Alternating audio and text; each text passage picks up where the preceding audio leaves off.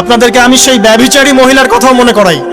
ওই মহিলা, যে ব্যক্তি একজন যৌনকর্মী ছিল, বা যেটা আমরা বলি ব্যভিচারিণী মহিলা ছিল, একটা কুকুরকে দেখেছে সে পানি পান করার জন্য তৃষ্ণার্ত, সে এটাতে মায়া করে দয়া করে তার মোজাটাকে নামিয়ে এই কূপ থেকে পানি উঠিয়ে কুকুরকে পান করিয়েছে। এই একটা কাজের বদৌলতে আল্লাহ রাব্বুল আলামিন এই ব্যভিচারী মহিলাকে মাফ করে জান্নাত দিয়ে দিয়েছে।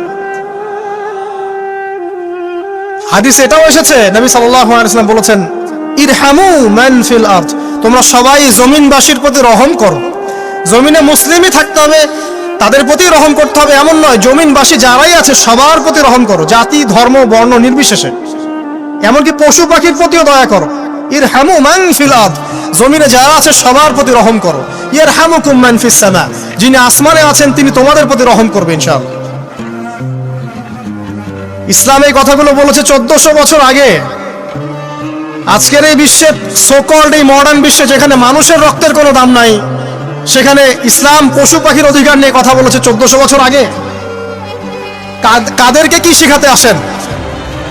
কোরআন এবং সুন্নাহর বাইরে অভ্রান্ত সত্যের কোনো উৎস আছে? এখানে যা আছে তাই চূড়ান্ত, মানতে চাইলে মানেন।